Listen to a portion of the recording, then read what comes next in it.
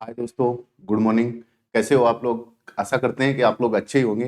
राजस्थान में ओले पड़ने थे वो तो पड़ गए। वैसे तो राजस्थान के अंदर कहावत है कि 2-4 साल के अंदर ओले पड़ जाते हैं। इस बार अकाल नहीं पड़ा तो ओले पड़ गए। नहीं तो अकाल जो है दुर्भिक्ष है वो ज्यादा पड़ ही जाता है। फिर भी जो अपनी भूमि है, राजस्थान की रेगिस्तानी जो भूमि है, इसकी अपनी एक पहचान है दुनिया के अंदर।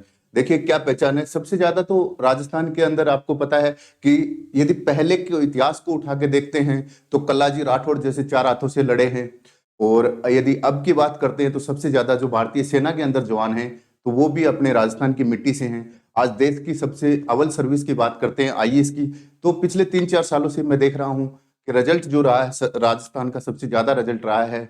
और यदि बात करते हैं कि माँ सरस्वती की बात करते हैं, सरस्वती, है ना, माँ सरस्वती की बात करते हैं तो सरस्वती के अंदर हम लोग फर्स्ट नंबर पे हैं। एजुकेशन के मामले के अंदर यदि बात करते हैं तो राजस्थान के अंदर झुंझुनू की जो है या फिर राजस्थान की अच्छी एक साक्षरता दर बढ़ती जा रही है।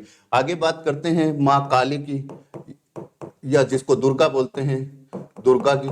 तो अपने लोग जो हैं पहले भी मुंड जो थे, कटे मुंड लड़ा करते थे। आज भी हम लोग सेना के अंदर सबसे ज्यादा सेवा दे रहे हैं। फिर आगे जाके माँ लक्ष्मी की बात करते हैं, लक्ष्मी माता की बात करते हैं तो धन के मामले में आपको पता है देश के सबसे अमीर आदमी की बेटी भी अपने राजस्थान में परनाई है। तो अपने लोग जो हैं वो हर एक कंडीशन के अंदर लड़ना जानते हैं, हर एक कंडीशन को झेलना जानते हैं। अपने बराबर यदि दुनिया की बराबरी कोई करने वाले हैं तो वो इजराइलियन हैं। इजराइल, इजराइल के लोग क्या है, यहाँ के लोग तो यहूदी हैं। यहाँ के लोग जो हैं यहूदी हैं। यहूदी भी रेगिस्तान को अपना देश बनाया था, रेगिस्तान के अंदर सारी उपज पैदा कर रहे हैं। और फिर वो आगे जाके आपको पता है कि अरब के लगभग 50 से ज्यादा देशों को 3 बार युद्धों के अंदर एक छोटा सा इजराइल ने हराया था। यहाँ की भाषा पूछ लिया जाता है कभी कभी, भाषा है हिब्रू। हिब्रू जो है वो यहाँ की भाषा है। ठीक है, तो यहूदियों की या फिर हम लोग हैं तो कोई बात नहीं, ये चलता रहता है। अपने को अपनी मेहनत जो है, जो किसान भाई हैं वो भी मेहनत कर रहे हैं, हम भी बराबर की मेहनत कर रहे हैं। अपने जो 90% बच्चे जो पढ़ने वाले हैं वो सारे के सारे किसानों के हैं। तो ये भी ध्यान दिया जाता है कि हाँ भाई अभी जो है टाइम है, फसल सोरने का टाइम भी है और अपना जो भविष्य है वो बटोरने का टाइम भी है। तो देखिए अब ये जो अपना क्वेश्चन है, टेस्ट पेपर जो है अपना आरओईओ का मॉडल टेस्ट पेपर है, इसके बारे में अपन चर्चा करते हैं विस्तार से। ठीक है, आरओईओ का जो मॉडल टेस्ट पेपर है ये देखिए अपना 7वें नंबर का मॉडल टेस्ट पेपर है। 7वें नंबर का मॉडल टेस्ट पेपर है। नगरपालिका अधिनियम जो है अपना, नगरपालिका अधिनियम है, 3 एक्ट है नगरपालिका के। फिर इसके अलावा जो अपनी 8 योजनाएं हैं वहां से इसके अंदर क्वेश्चन उठाए गए हैं। तो एक एक करके देखते हैं। देखिए पहले क्वेश्चन की बात आती है। पहला क्वेश्चन आता है कि धारा 67 में, धारा 67 जो है नगरपालिका की संपत्ति की बात करते हैं। तो ये भाग 4 की बात आती है। भाग जो आपका अध्याय जो है, अध्याय 4 के अंदर, 4 के अंदर, इसको खैर ऐसे लिखना ज्यादा उचित होगा, अध्याय जो है हिंदी में लिखना ज्यादा उचित होगा। तो अध्याय 4 जो है, 4 के अंदर नगरपालिका की संपत्ति आती है। क्या आती है? नगरपालिका की संपत्ति आती है। नगरपालिका की संपत्ति की बात करते हैं तो ये धारा 67 से स्टार्ट होती है, आगे जाके 75 तक चलती है। धारा 67 से लेके 75 तक काफी इंपॉर्टेंट टॉपिक है ये। यहां से 2-3 क्वेश्चन आपके नो डाउट इस अध्याय से आपके आ जाएंगे। आगे देखिए धारा 67 में संपत्ति अर्जन तथा धारण करने की नगरपालिका में निहित होगी शक्ति की बात कर रहे हैं कि वो जो नगरपालिका जो संपत्ति जो है वो अर्जित करती है और धारण करती है वो नगरपालिका में निहित होगी। इसका आशय क्या है, इसका मतलब क्या है? तो क्रय द्वारा, क्रय द्वारा संपत्ति, नगरपालिका क्या होती है, किसी संपत्ति का क्रय कर लेती है तो भी नगरपालिका में होगी। यदि किसी से दान ले लेती है तो भी नगरपालिका में, जैसे होते हैं ना कुछ बूढ़े बुजुर्ग लोग होते हैं वो अपनी संपत्ति दान करके और अनाथ आश्रम में चले जाते हैं, या फिर उनके बच्चे वगैरह नहीं होते तो इसके अंदर नगरपालिका की संपत्ति घोषित हो जाती है। स्थावर व जंगम संपत्ति, स्थावर संपत्ति और जंगम, स्थावर तो एक जगह स्थायी होती है जैसे जमीन हो या भवन हो, इनको एक जगह से दूसरी जगह उठा के नहीं ले जाया तब। और जंगम संपत्ति होती है चल संपत्ति, चल संपत्ति, इसके अंदर रुपया पैसा गाड़ी घोड़ा जो भी है चल संपत्ति। तो ये सारी की सारी जो सभी आ जाएगा आपका, सभी की सभी जो संपत्तियां होगी वो नगरपालिका अर्जित करेगी और अपने अंदर धारण करने की उसके पास शक्ति है। ठीक है, आगे देखिए कि नगरपालिका में निहित संपत्ति सम्मिलित नहीं होगी। किसमें सम्मिलित नहीं होगी? नगरपालिका के अंदर जो निहित संपत्ति होगी वो कौन सी निहित संपत्ति है जो सम्मिलित नहीं होगी? तो नूजल भूमि की बात करते हैं। नूजल भूमि का मतलब वो हो गया जिसका कोई मालिक नहीं होता, वह भूमि जिसका कोई मालिक नहीं होता उसको नूजल भूमि बोलते हैं। राज्य सरकार की भूमि जो है वो भी। तीसरा है केवल दोनों, जो भूमि नूजल भूमि है तो वो स्टेट गवर्नमेंट की भूमि होगी, तो राज्य सरकार की भूमि जो है वो भी नगरपालिका में निहित नहीं होगी, और नूजल भूमि है वो भी।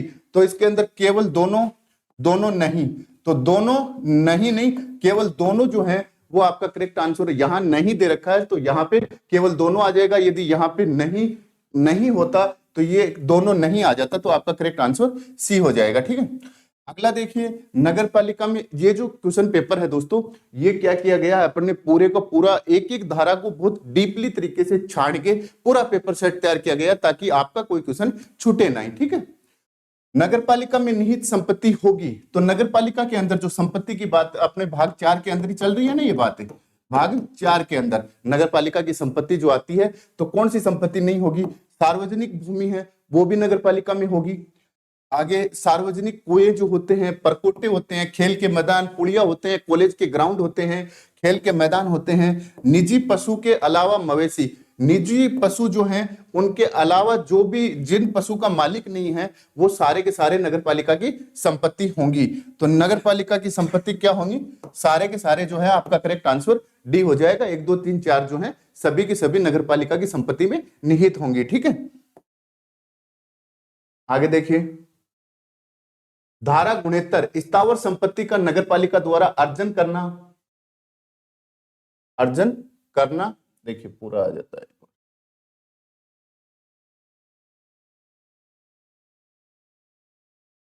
धारा गुणेत्तर जो दे रखी है स्थावर संपत्ति का नगरपालिका द्वारा अर्जन करना में किन किन आधारों पर नगरपालिका अर्जन करेगी? जो नगरपालिका स्थावर संपत्ति जो है उसको अर्जन करेगी तो वो किस किस आधार पे अर्जन मतलब अपने पास लेगी, तो वो किन किन आधार पे लेगी?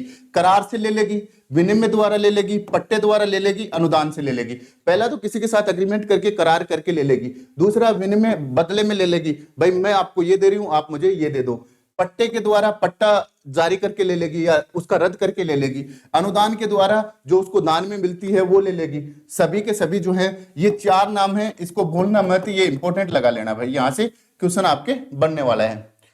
आगे देखिए कि धारा गुणेत्तर कह कुछ भूमियों का नगरपालिका पूर्ण स्वामित्व पट्टा जारी करेगी। कुछ भूमि ऐसी हैं जिनका पूर्ण स्वामित्व आदमी को पूरा स्वामित्व दे देगी और जो पट्टा है वो जारी करती है एक मुश्त राशि लेकर, है ना।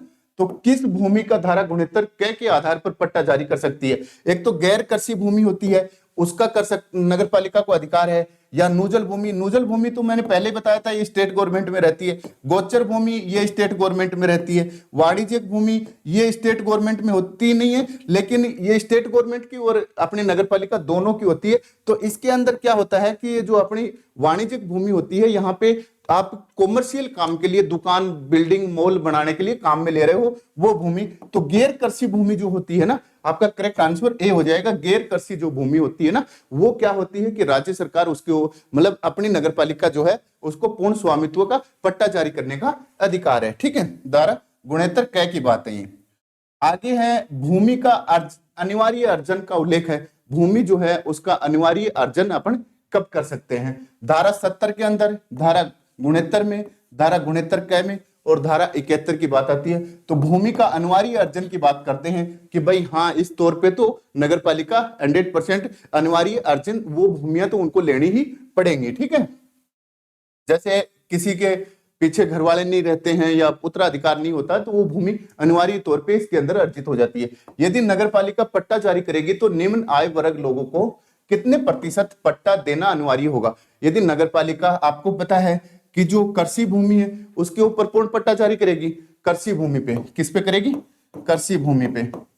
तो इसके ऊपर कृषि भूमि पे नगरपालिका कितना पट्टा जो है वो निम्न आय वर्ग के लोगों, गरीब लोगों को देना अनिवार्य किया गया है। तो 10% है, 20% है, 25% है या 30% है। तो कौन सा जो आपका पट्टा है, तो कम से कम आप जो 25% लोग जो हैं उनको क्या किया जाएगा, निम्न आय वर्ग के लोगों को आपको पट्टा जारी करने का अधिकार होगा। ठीक है। अच्छा, देखिए बैक हो जाता है।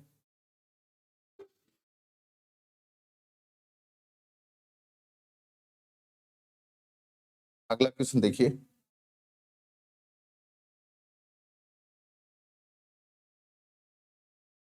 अगला क्वेश्चन आता है अपना 8 नंबर का। 8 नंबर का क्वेश्चन आता है, देखिए धारा 73 ख के आधार पर नगरपालिका पट्टा रद्द करेगी। नगरपालिका पट्टा जारी करने का भी अधिकार है, कौन सी भूमि पे, कृषि भूमि के ऊपर, और पट्टा रद्द करने का अधिकार भी यदि पट्टा जारी करेगी तो वो किसके तहत करेगी, धारा कितना नंबर की है, धारा की बात आती है तो 70 नंबर की धारा में पूर्ण पट्टा जारी करने का अधिकार नगरपालिका को होगा। धारा 73 ख के आधार पर नगरपालिका पट्टा रद्द करने की प्रक्रिया होगी। क्या होगी, क्या प्रक्रिया होगी, यदि कोई आदमी अपना जो जमीन है उस जमीन प्लॉट के गलत डॉक्यूमेंट दे देता है, मिथ्या सूचना, मिथ्या सूचना यदि कोई आदमी देता है तो मिथ्या सूचना जो है वो धारा 15 में आती है, आपकी धारा 15 में मिथ्या सूचना की आती है। 7 दिनों से अधिक समय का नोटिस देगी। पहले क्या होगा कि मिथ्या सूचना दे दोगे, यदि आप गलत सूचना दोगे तो नगरपालिका आपको कम से कम 7 दिनों से ज्यादा का नोटिस देगी, ताकि आप अपने पूर्व गुदड़िए जो है वो घर से निकाल सकते हो। फिर एक पर्ची या एक नोटिस मालिक के गेट के बाहर चिपका देगी कि फलाने आदमी ने गलत तरीके से क्या लिया है, पट्टा लिया है। फिर 2 पर्ची जो है वो सहज जगह गांव का चौपाल के बीच के मैन जुलूस काटने के लिए एक मैन जगह चिपका देगी, ताकि आपका क्या हो जाएगा कि पट्टा रद्द हो गया, इसकी सूचना सहज दर से स्थान पे लगा के देगी। तो इसके अंदर 1 2 3 4 जो है आपके चारों के चारों सही है। पट्टा रद्द करने की एक प्रक्रिया है। क्या होगी, सबसे पहले यदि आप गलत तरीके से पट्टा लेते हो, गलत तरीका क्या हो, गलत हो, फिर आपको 7 दिन से ज्यादा का समय देगी पूर्व गुदड़िया निकालने के लिए, नोटिस देगी। फिर एक नोटिस आपके घर के ऊपर चिपका देगी और 2 नोटिस जो है वो सार्वजनिक स्थान के ऊपर चिपका देगी कि भाई फलाने आदमी का पट्टा रद्द किया जा रहा है क्योंकि निम्न कारण है, वो कारण लिख देते हैं। ठीक है, तो आपका करेक्ट आंसर सी हो जाएगा, इसका चारों सही हो जाएंगे। अगला देखिए कि पट्टा रद्द करण की अपील कहां होगी। यदि नगरपालिका आपका पट्टा रद्द कर देती है तो उसकी अपील कहां होगी। देखिए बहुत सिलेक्टेड क्वेश्चन है, एक एक धारा से बहुत डीप से क्वेश्चन, उससे बाहर कोई क्वेश्चन नहीं बनते इसमें। बस ये बन जाए ये तो आप कर ही दोगे भाई। ये जो नगरपालिका का उल्लेख राजस्थान में कहां किया गया है, तो नगरपालिका अधिनियम 2009 में किया गया है। ठीक है, तो पट्टा रद्दकरण की अपील कहां होगी, तो आपको राज्य सरकार, जिला न्यायालय, हाई कोर्ट की बात करते हैं या फौजदारी न्यायालय, तो आपको अपील जो करनी होगी वो राज्य सरकार या इसका प्राधिकृत कोई भी अधिकारी होगा, प्राधिकृत अधिकारी होगा, प्राधिकृत अधिकारी या जिसको राज्य सरकार नियुक्त कर देती है वो कोई भी अधिकारी होगा, उसके सामने जाके आप अपील कर सकते हो। ये अपील जो है आपको 15 दिनों में करनी होगी। पट्टा रद्द होने के 15 दिनों में आपको अपील करनी होगी। आगे देखिए, पट्टा रद्दकरण की अपील कितने समय में होगी, ये क्वेश्चन आ गया ना। पट्टा रद्दकरण की जो अपील होगी राज्य सरकार के सामने या इसका कोई गवर्नमेंट ऑफिसर जो होगा उसके सामने, तो आपको 15 दिन के अंदर पट्टा रद्द करने की अपील करनी होगी। ठीक है, किसी न्यायालय में नहीं जा सकते आप, ये पहले ही रिस्ट्रिक्शन लगा दी गई है। धारा 74 के आधार पर स्थावर संपत्ति, स्थावर संपत्ति एक जगह स्थायी रहे, मकान, जमीन, पेड़ पौधा जो भी है, स्थावर संपत्ति की नगरपालिका अधिकारी के तालिका व मानचित्र में कौन 1 वर्ष में दर्शाएगा। नगरपालिका अधिकारी के तालिका, नगरपालिका जो होती है उसकी तालिका के अंदर कौन जो स्थावर संपत्ति है वो 1 वर्ष के अंदर क्या होता है कि जैसे मान लो ये अपनी नगरपालिका है नॉर्मल, मानो आप कौन सी, उदयपुर वाटी, उदयपुर वाटी नगरपालिका है ये अपनी। ठीक है, इस उदयपुर वाटी नगरपालिका के अंदर कहां पे मंदिर बना हुआ है। ठीक है, ये जो आपका मंदिर होगा ये कहां पे मंदिर बना हुआ है, कहां पे आपकी स्कूल बनी हुई है, कहां पे क्या बना हुआ है, इस टाइप का पूरा आपको स्थावर संपत्ति की तालिका बनानी है, मानचित्र बनानी है। तो ये कार्य कौन करेगा 1 वर्ष के अंदर, तो अध्यक्ष करेगा, उपाध्यक्ष करेगा या मुख्य नगरपालिका अधिकारी जो होता है, मेन नगरपालिका जो ऑफिसर होता है वो क्या करेगा, ये जो इसका पूरा रिकॉर्ड 1 वर्ष के लिए बनाएगा। कौन बनाएगा, मानचित्र और तालिका मुख्य नगरपालिका अधिकारी बनाएगा। ये धारा 74 की बात है। ठीक है, आगे देखिए,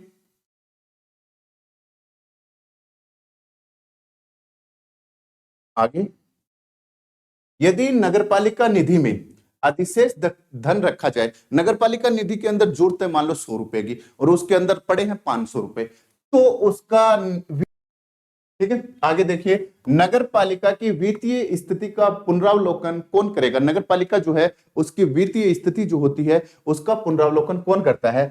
अध्यक्ष करेंगे या मुख्य नगर पालिका अधिकारी करेंगे या राज्य वित्त आयोग? राज्य वित्त आयोग मैंने बताया था 243 के में है। निर्वाचन आयोग की बात करते हैं तो 243 के में निर्वाचन आयोग है, और वित्त आयोग की बात करते हैं तो आई के अंदर आपका वित्त आयोग है, आई के अंदर वित्त आयोग है, ठीक है।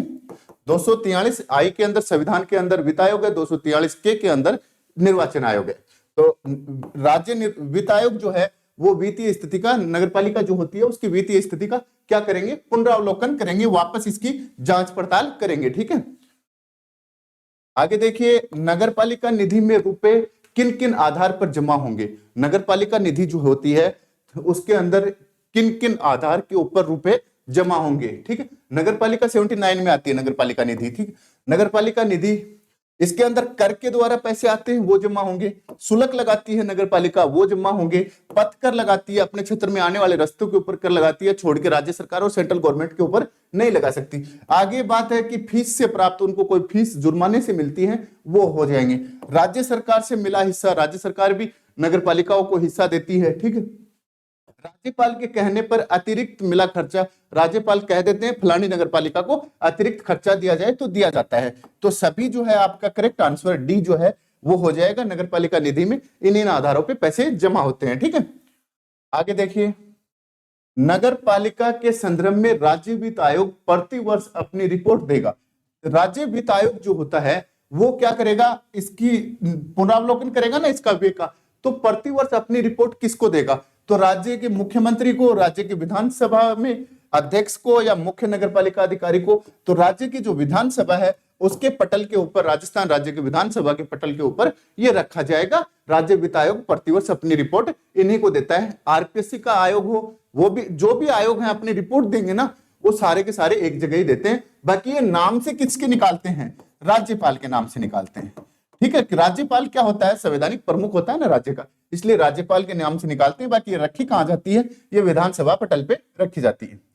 आगे देखिए, नगर पालिका निधि का उल्लेख है। नगर पालिका निधि का ये तो इंपॉर्टेंट लगाए लेना, क्योंकि इसके बिना तो नगर पालिका के अंदर खर्चे नहीं चलने वाले। तो ये जो है ये इनका बटुआ है, रोकड़ा है, इनका कहां, इसमें कहां उल्लेख किया गया है? तो धारा 79 जो है इसके अंदर नगर पालिका निधि का उल्लेख किया गया है, ठीक है।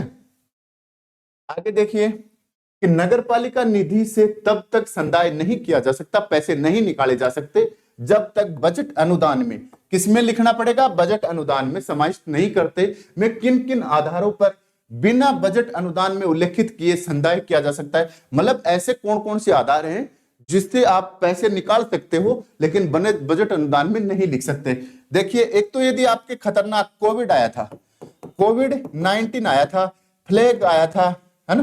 फ्लैग की वजह से तो आपको पता ही है, पहला जो कांग्रेस का अधिवेशन था वो भी बदल गया था, ठीक है, जगह ही बदल गई थी। फ्लैग की बात करते हैं। वेतन और मजदूरी जो है ये कभी भी नगरपालिका निधि में नहीं रखी जाती, रिकॉर्ड में नहीं रखी जाती, ना बजट में होती है। आगे बात आती है लोकहित का, यदि कोई मामला हो तो भी आप नहीं रख सकते। कोर्ट के तहत दी गई राशि जो है, कोर्ट के तहत जो राशि होती है वो जो दी गई हैं वो भी आप किस में नहीं लिख सकते? बजट अनुदान में नहीं लिख सकते। तो इसके सभी जो हैं ऑप्शन वो करेक्ट हो जाएंगे, ठीक है, सभी के सभी ऑप्शन करेक्ट हो जाएंगे। आगे देखिए 17 का, यदि नगरपालिका निधि में अधिशेष धन रखा हो तो उसका विनिधान कहां होगा? यदि नगरपालिका निधि के अंदर जरूरत है 100 करोड़ की और उसके अंदर पड़े हैं 500 करोड़, 500 करोड़, तो अपने को ये देखना है कि ये 400 करोड़ जो हैं इनको डब्बे कहां लगाएं, कहां पे इनका गल्ला करें। तो ये 400 करोड़ जो हैं इनको आप वाणिज्य बैंक के अंदर लगा सकते हो। शेयर मार्केट के अंदर आप नहीं लगा सकते, अकॉर्डिंग टू मतलब नगर पालिका एक्ट 2009 के हिसाब से आप नहीं लगा सकते।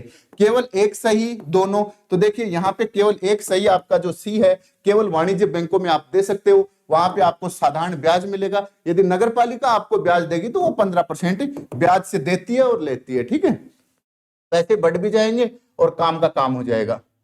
अगला है नगर पालिका का बजट प्राकलन। बजट प्राक्कलन की बात करते हैं। बजट जो बनाते हैं किस धारा में उल्लेखित है, जिसको मुख्य नगरपालिका अधिकारी तैयार करता है। तो बजट प्राक्कलन को तैयार कौन करेगा? मुख्य नगरपालिका जो ऑफिसर्स होता है वो बजट प्राक्कलन को तैयार करेगा। कौन सी धारा जो है जिसके अंदर इसका उल्लेख किया गया है, ठीक है। तो धारा 86 है, धारा 87 है, धारा 88 और धारा 89 की बात करते हैं। तो धारा 87 जो है इसके अंदर आपका बजट प्राक्कलन आ जाता है, ठीक है। आगे देखिए कि 19 का क्वेश्चन क्या कह रहा है, नगर पालिका का बजट प्राक्कलन प्रस्तुत करने की तिथि क्या होगी। नगर पालिका जो होती है उसका बजट जो होता है वो प्राक्कलन जो तैयार हो जाता है उसको प्रस्तुत करने की कौन तैयार करेगा? मुख्य नगर पालिका अधिकारी। धारा 87 के तहत, धारा 87 के तहत ही तो तैयार करेगा। फिर आगे बात आती है 15 जनवरी को। 15 जनवरी को ये क्या करते हैं, अपने से 15 जनवरी तक तैयार करेंगे। 15 जनवरी तक मुख्य नगरपालिका अधिकारी इसको तैयार करेगा। फिर क्या करेंगे आगे जाके 31 जनवरी को, इस 31 जनवरी तक की बात आती है तो अध्यक्ष को दे देगा। किसको दे देगा? अध्यक्ष को दे देगा। अध्यक्ष इसको 15 फरवरी तक तैयार कर देगा। 15 फरवरी तक अध्यक्ष क्या कर देगा? पास करके भेज देगा, ठीक है। आगे देखिए, बजट प्राक्कलन में उल्लेखित नहीं होगा। बजट प्राक्कलन में क्या चीज नहीं लिखी होगी वो पहले हमने पढ़ा था। क्या क्या नहीं लिखा था? नए पदों का सृजन था, ये भी नहीं लिखा जाएगा क्योंकि पद निकालने तो राज्य सरकार की, सरकारी भर्तियां निकालने का काम उनके है। जैसे बजट के अंदर 30,000 सफाई कर्मी की बात की गई है ना, तो वो काम किनके हैं? राज्य सरकार के हैं। रिक्त पदों को भरना, रिक्त पदे जो है वो राज्य सरकार भरेगी, आपको कोई लेना देना नहीं है। नए वाहन खरीद पे खर्चा, तो नए वाहन जो भी आपको चाहिए, गाड़ियां चाहिए, कुछ भी चाहिए, तो वो राज्य सरकार आपको अवेलेबल कराएगी। स्थावर संपत्ति जो है उसका क्रय यदि आप कर रहे हो तो राज्य सरकार आपको स्थावर संपत्ति जो है वो, या फिर आप खुद भी स्थावर संपत्ति खरीद रहे हो तो वो आप बजट में नहीं लिखोगे। निजी व्यक्ति संस्था को अनुदान, निजी व्यक्ति और संस्था जो है उसको आप अनुदान दे रहे हो, चैरिटी फंडिंग में दे रहे हो, तो भी आपको नहीं लिखना है। अगले वर्ष का कर, अगले साल का तो लिखोगे कहां, इस साल का ये पूरा नहीं होता। फिर उपकर की बात करते हैं, फीस, ये अगले साल के संबंध में है।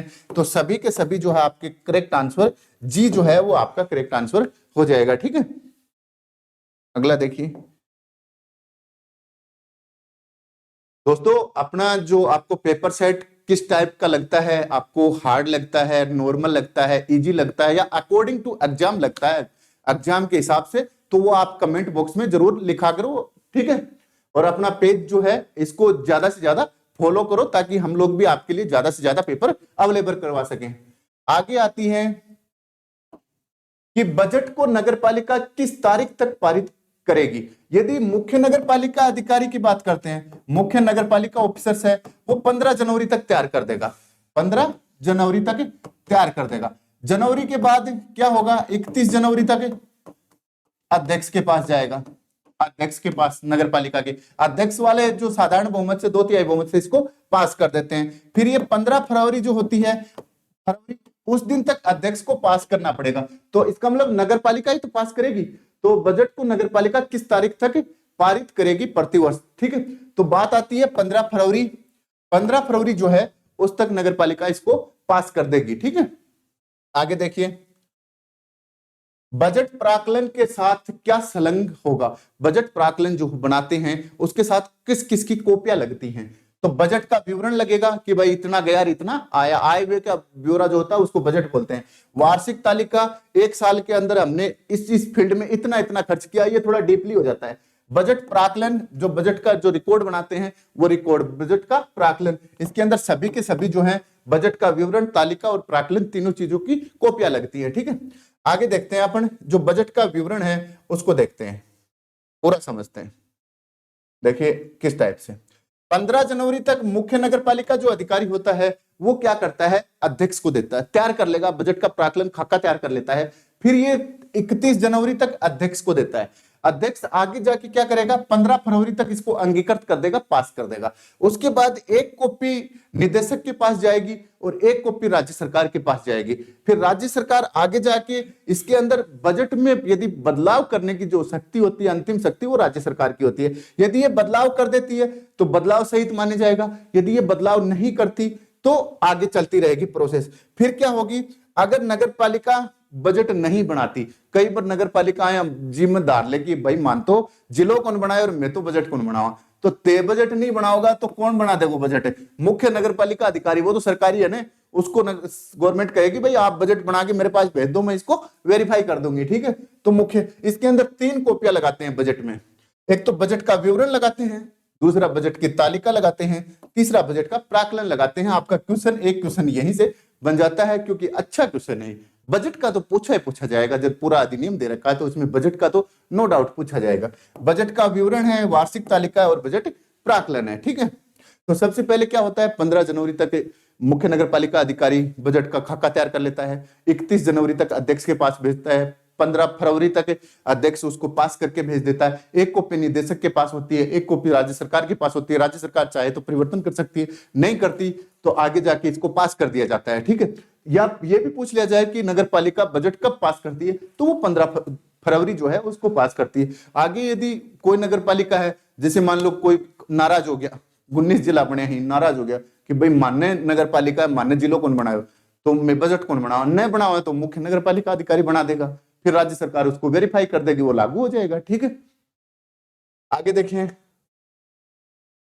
बजट अनुदान को परिवर्तित करने की शक्ति का उल्लेख धारा 89 में है।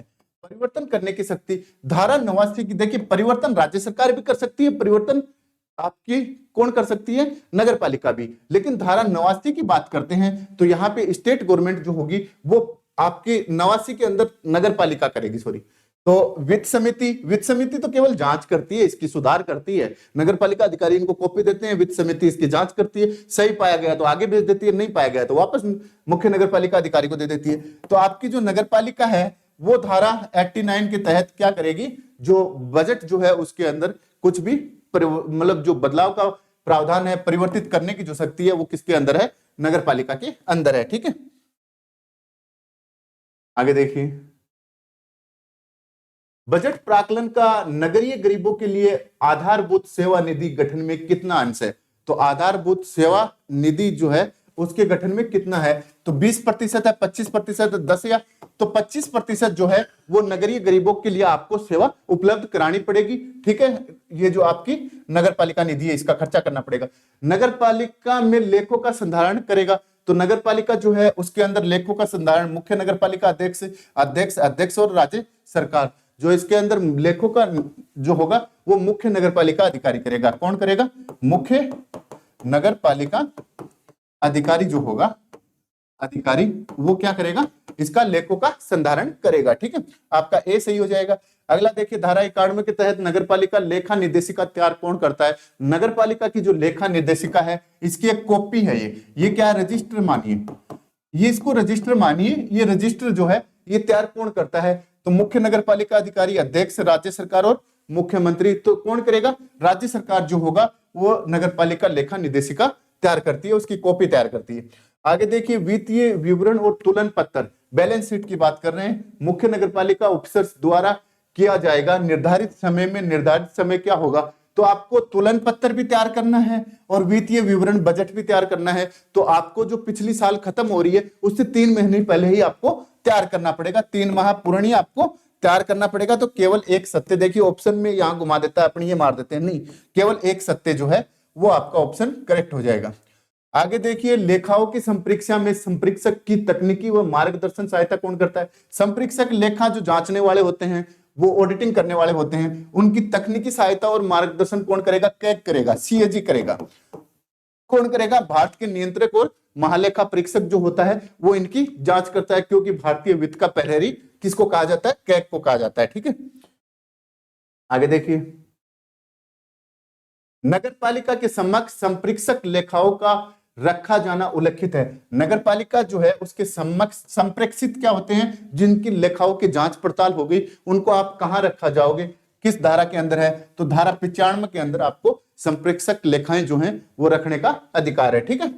आगे देखिए, लेखों के बारे में थोड़ा सा देख लेते हैं, क्या दे रखा है।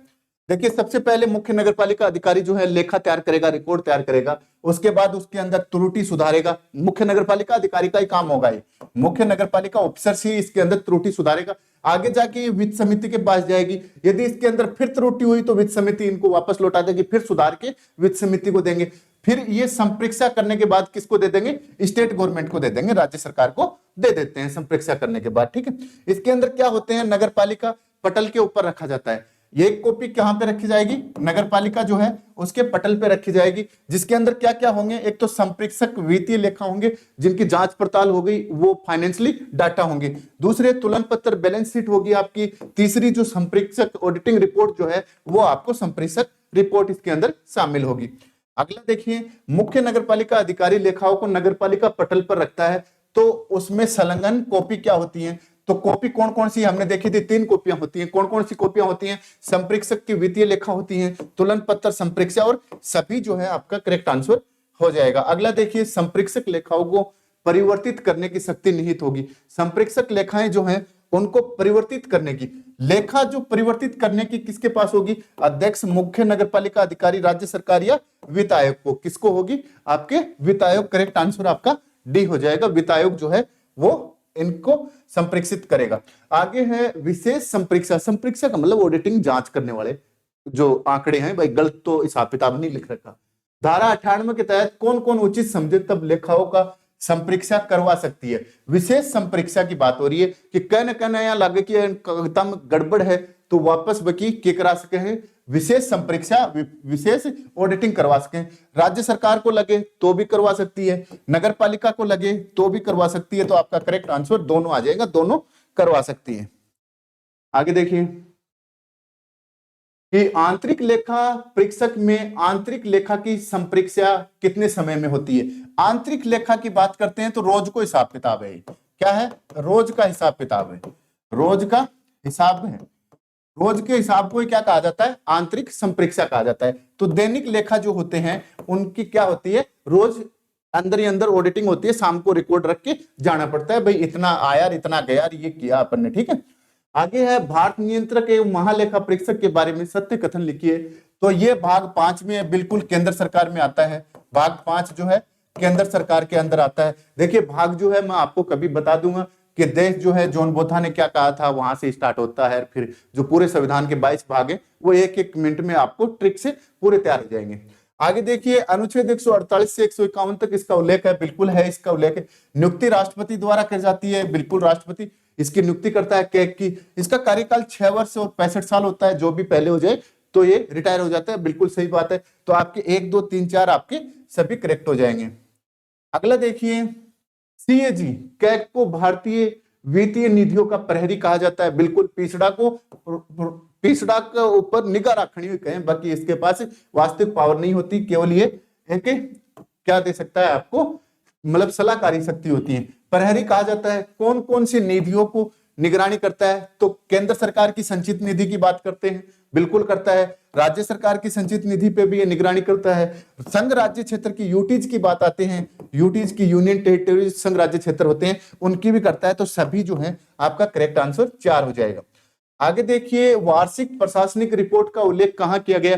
तो वार्षिक प्रशासनिक रिपोर्ट जो है वो आपकी धारा 100 के अंदर जो है वो वार्षिक प्रशासनिक रिपोर्ट है। ठीक है, आगे देखिए नगरपालिका की वार्षिक प्रशासनिक रिपोर्ट राज्य सरकार को पेश करने की समय सीमा क्या है? तो राज्य सरकार को आपको जो पूरी नगरपालिका की एक रिपोर्ट बनेगी वार्षिक प्रशासनिक, ये प्रशासनिक एडमिनिस्ट्रेशन की बनेगी। फलाना आदमी कै दिन ड्यूटी आयो, कै दिन छुट्टी गयो, कहने के आदेश दियो और के लियो। ठीक है, तो ये 1 अप्रैल से 30 जून तक होता है। कब तक होता है? 1 अप्रैल से 30 जून तक ये रिकॉर्ड जो होता है राज्य सरकार के पास आपको भेजना पड़ेगा। देखिए क्वेश्चन काफी स्टैंडर्ड बेस के हैं और काफी अच्छे छाट छाट के लिए। 25 जून 2015 को शुरू अमृत योजना की बात करते हैं तो कौन सा में शामिल शहर हैं? तो इसके शामिल शहरों में क्या बोला गया कि छावनी बोर्ड है। बिल्कुल इसमें छावनी बोर्ड को शामिल किया गया है। 1 लाख से अधिक जनसंख्या के जो शहर हैं उनको शामिल किया गया है। 75,000 से 1 लाख वाले 13 शहर जो मुख्य नदियों के किनारे बसे हुए हैं उनको शामिल किया गया है। पर्वतीय राज्यों, द्वीपीय समूह, पर्यटन स्थलों के 90 शहरों को इसमें शामिल किया गया है और प्रत्येक राज्य से बोला गया है कि एक एक शहर तो इसके अंदर लिया जाए। राजस्थान के अंदर बात करते हैं तो 29 शहर जो हैं वो इसके अंदर आते हैं। ठीक है, तो आपका सभी जो है चौथा नंबर का डी का करेक्ट आंसर आपका हो जाएगा। अगला देखिए, अमृत योजना Atal mission of reservation and urban transformation में राजस्थान में 1 लाख से कम आबादी का शहर कितना है? 1 लाख से अधिक का पूछ लिया जाए, अधिक का, तो 1 लाख से अधिक के कितने शहर हैं? अपने 28 शहर हैं। ठीक है, और यदि 1 से कम पूछ लिया जाए तो अपने एकमात्र शहर है झालावाड़। कौन सा है? झालावाड़ जो जिला है वो 29वां शहर है। कौन सा है? 29वां शहर है। तो आपका झालावाड़ जो है वो 29वां है। 1 लाख से कम आबादी के जो 90 शहर लिए गए हैं उनमें ये भी शामिल है। आगे है, निर्मल भारत अभियान की शुरुआत कब हुई थी? तो निर्मल भारत अभियान की 1 अप्रैल 2014 जो है उसको निर्मल भारत अभियान की शुरुआत हुई थी। आगे देखें, राज्य की पहली ओडीएफ प्लस है, राज्य की पहली ओडीएफ प्लस नगर पालिका बनी थी। ओडीएफ प्लस नगर पालिका कब बनी थी? कौन सी बनी थी? अच्छा, कौन सी? विद्या विहार नगर पालिका पिलानी, विद्या विहार पिलानी ये फर्स्ट थी, पहली बनी विद्या विहार नगर पालिका जो है। नगर पालिका पिलानी के अंदर 2 नगर पालिका ध्यान रखना, और इसके अंदर फर्स्ट बनी थी। चिड़ावा नगर पालिका बाद में बनी है। खेतड़ी नगर पालिका ये भी बाद में बनी। माउंट आबू की बात करते हैं तो ये अंतिम है, अंतिम बनी थी, या लास्ट जो नगर पालिका ओडीएफ प्लस बनी थी वो कौन सी बनी थी? माउंट आबू पहली बनी थी, विद्यानगर अपनी पिलानी वाली। ठीक है, आगे देखिए, इंदिरा गांधी शहरी क्रेडिट कार्ड योजना के तहत पात्र व्यक्ति, पात्र देखिए एक क्वेश्चन तो यही छुप गया इसके अंदर, कितना पात्रता कितनी है? 18 से 40 वर्ष। कितने रुपए देना जाएगा? 50,000 रुपए ब्याज मुक्त दिए जाएंगे। वो कौन कौन से बैंकों से दिए जाएंगे?